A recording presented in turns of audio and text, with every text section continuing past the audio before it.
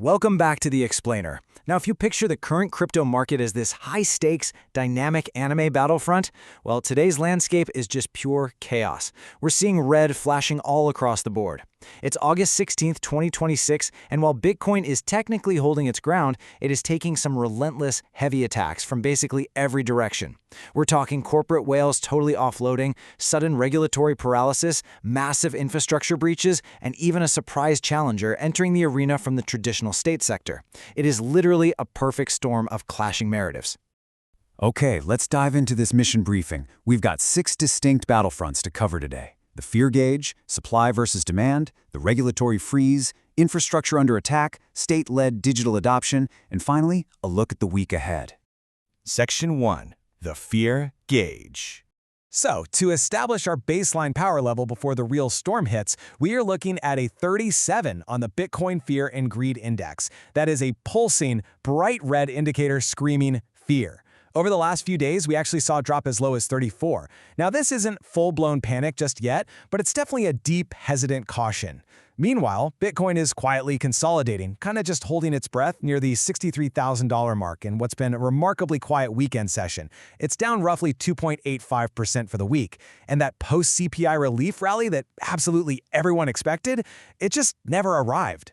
The market is tense, just waiting for the next catalyst to either break this stalemate or completely shatter the support line. Section 2. Supply versus demand.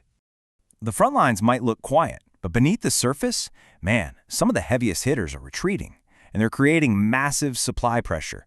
It's this fascinating contrast between narrative and action.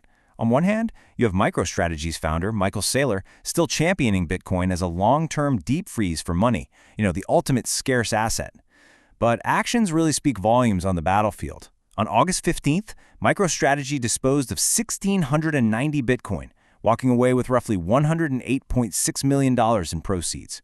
When one of the largest corporate holders injects that much supply into a market where demand is already acting weak, it creates an immense downward gravitational pull.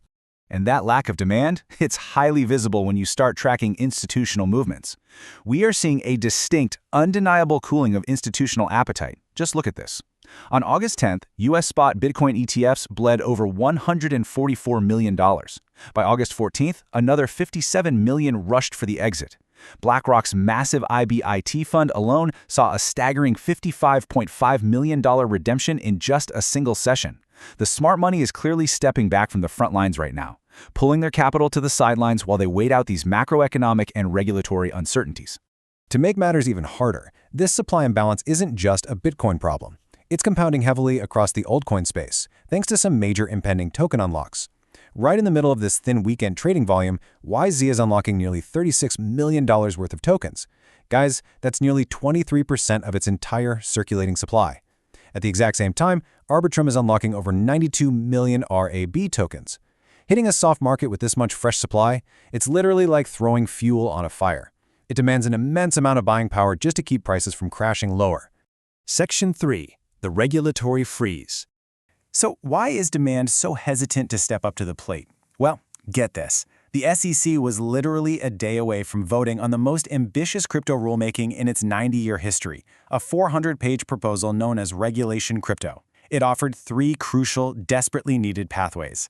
First, a startup exemption for early-stage teams to raise up to $5 million without those crippling audit requirements. Second, a fundraising exemption capped at $75 million annually. And third, the Holy Grail, a safe harbor, allowing tokens that achieve sufficient decentralization to legally shed their securities classification.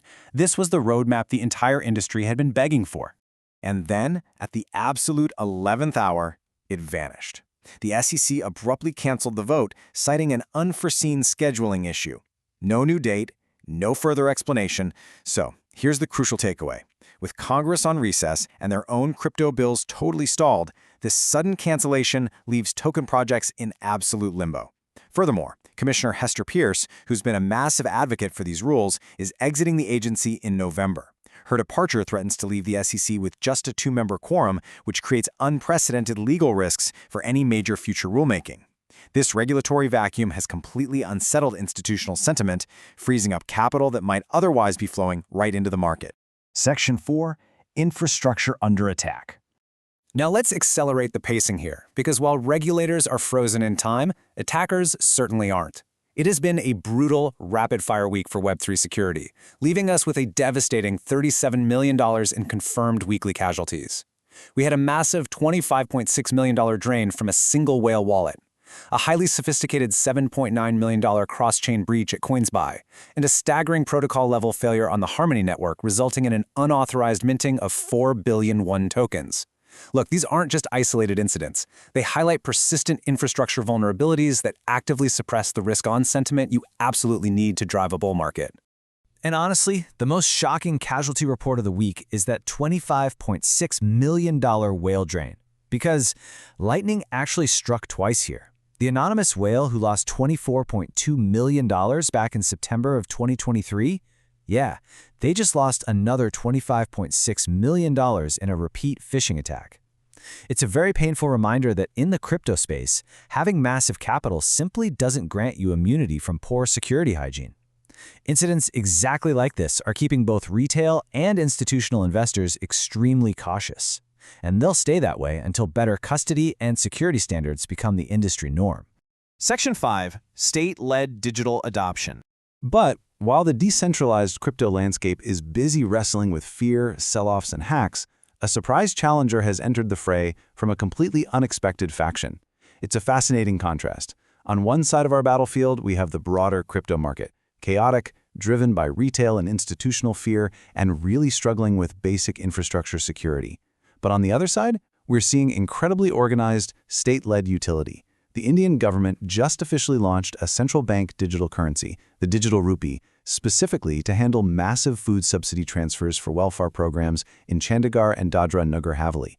They aren't leveraging blockchain tech for speculation, they're using it for massive, practical, real-world utility. Seriously, look at how streamlined this practical application is. Under the PMGKI program, the subsidy is issued directly into the eligible citizen's digital rupee wallet. To get their food grains, the beneficiary simply scans a QR code at an impaneled merchant, or, if they don't have a smartphone, they use a one-time password on a basic feature phone. It instantly executes a secure, real-time digital payment. This totally bypasses middlemen, completely eliminates cash handling, and prevents the diversion of vital welfare funds. While the decentralized market is out there struggling with regulation, governments are quietly proving that the core technology works brilliantly for targeted programmable value transfer. Section 6. The week ahead. Okay, let's see how all of this builds our tactical strategy and map out the critical technical battlegrounds as we head into a new week of trading. The absolute immediate front line is $63,220. This is the crucial support level. If the bulls fail to hold this line, it immediately flips into a dangerous resistance zone, basically opening the trapdoor to a much deeper correction. Just above that, at $63,445, sits the 50-day moving average, another key defensive line. But to truly confirm a return to a vibrant, risk-on bull market, analysts say we need to look all the way up at $69,500 to reclaim the 200-day moving average. And honestly, right now, that feels like a long way away. So here we are at a total standstill. The market is holding its breath.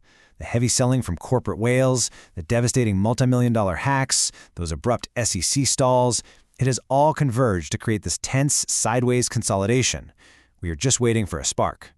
With all eyes locked on the upcoming August 26th US PCE inflation data, you really have to wonder, will this highly anticipated macroeconomic signal be the catalyst that finally shatters the $63,000 stalemate, or are we bracing for an even deeper freeze before the storm truly passes? Keep your defenses up and stay sharp out there. We'll see you in the next explainer.